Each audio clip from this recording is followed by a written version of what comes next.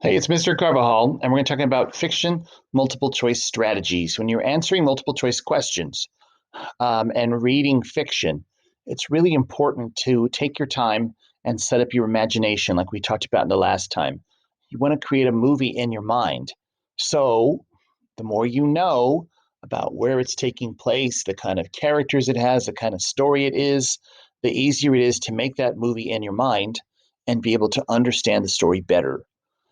So, when you're going to read a story on a STAR test, read the background information. Of course, read the title. If there's a picture, read the captions under the picture, any kind of background information, etc. The more you know, the easier it is to imagine. And then once again, make that screen in your mind. Imagine what you were reading like you were watching a movie. Skip the words you don't know. Who cares if I know it or not? Just keep going. Follow the cursor like I'm doing right now. I put the cursor at the end of the line as I read, and it helps me keep my eyes focused on the right line. And of course, if it's difficult or confusing, like what the heck, take some notes. Take some notes on the side of the page about what you think you're reading and what they're talking about. Even if you're not sure, you use your riddle skills and make little notations on the side, and it keeps your mind focused. Of course, read questions, circle the key words, underline, highlight, so you make sure you know what's being asked of you. How can you get the riddle right if you're not sure what you're being asked? So take your time and figure out what the important words of the question are. Go back and verify. If it says in paragraph 14, blah, blah, blah, go back to paragraph 14 and have a look. See what it says. Check it out. Don't understand a word in a question or an answer? Use the dictionary. I think this is on the other page. It's kind of copied again, but oh well. And if there's two good answers, hey, choose the one closest to the main idea or the theme. If you think about what the story is mainly about, whichever one is closest to that, that's the one you should probably pick. 9 times 10, that's the right one. 9 times out of 10, that's the right one.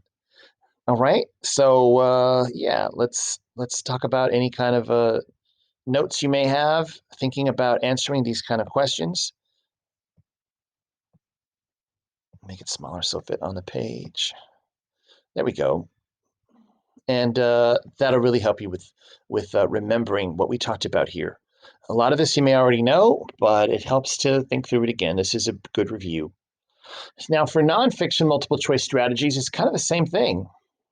Be sure that you, same thing, read title, captions, pictures, background info, use your imagination. Instead of a movie, think like you're watching a movie or a documentary, and that's how you're going to pick about it.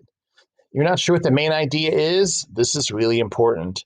The main idea is almost always in either the first paragraph or the last paragraph.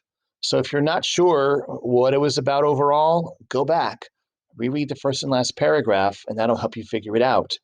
When you're answering the questions, read all the answers. Same thing for fiction. Read all the answers first, even if you found a good answer. Cross out the obvious wrong answers.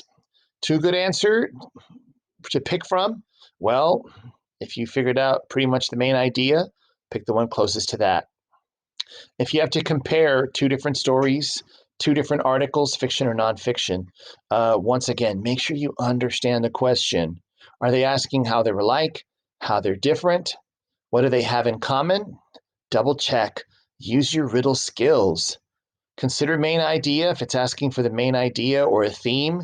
Remember, it has to work for both. One or the other doesn't work.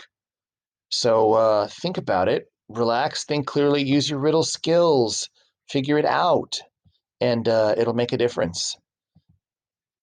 Thinking about nonfiction, take some notes, things that you want to remember when you're preparing for this test. And we'll move on to the next one as soon as you're done. How will you keep doing your best even when you're tired? It's a great subject. Take your notes, go to the next one, and I'll see you in a bit.